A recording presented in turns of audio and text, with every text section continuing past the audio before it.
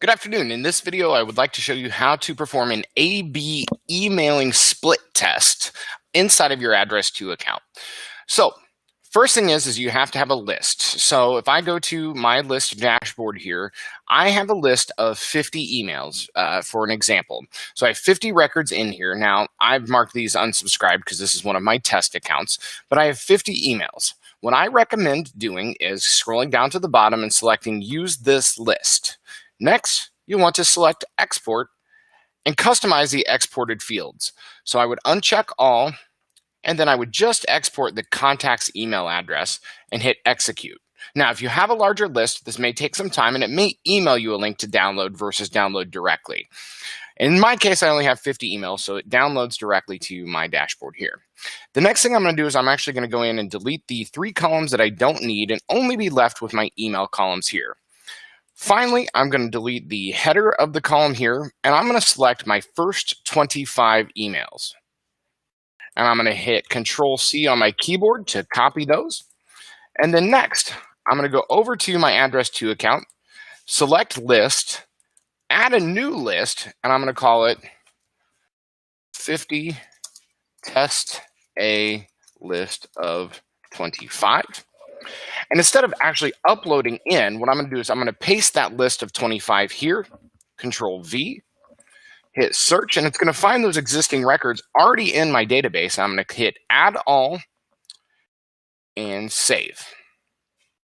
So then I want to see my test list A and make sure that all 25 are in there, and they are.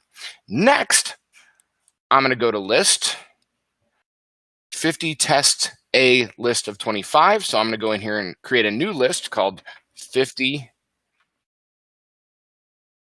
I already forgot what I called it. My fault. 50 colon test B. So in here again, 50 colon test B of 25, or of, yeah.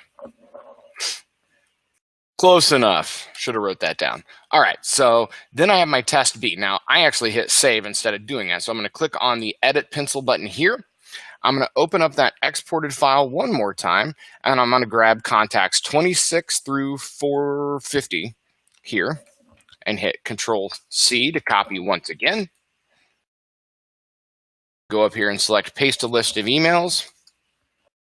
Search, should have 25 records in there as well. Add all, save. So list A has 25 records, and list B now has 25 records. Then, of course, regular email marketing takes place. So I go in and I want to say I want to send an email. And I'm going to go in and say I'm going to send an email to any contact contained in list A.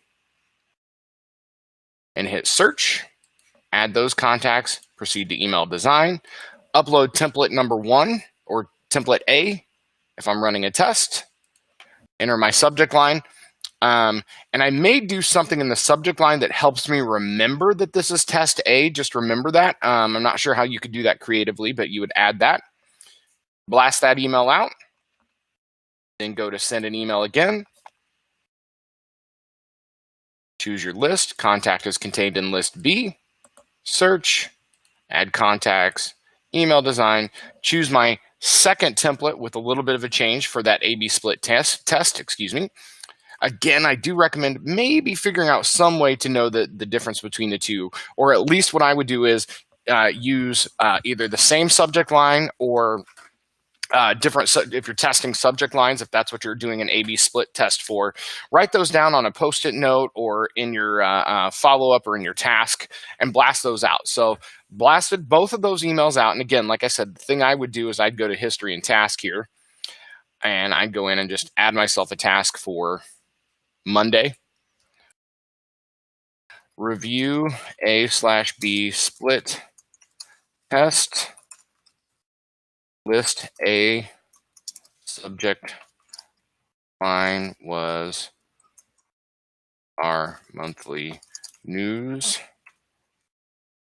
List B subject line was check it out. New things happening. Right? Hit save. And then forget about it. Again, I do recommend waiting at least 24 hours to check your marketing statistics. It does take up to 24 hours to reflect accurately. So that's why I say I would wait. Today is a Thursday. I would wait until Monday to check those stats to compare and contrast how your audience reacts to each of those emails. If you get more opens on the generic subject line, you know to keep it generic. If you get way more opens on the fun subject line, you know to make it a fun subject line or change your content up. But that's a brief tutorial on how to do A/B split testing for your emails inside of Address 2.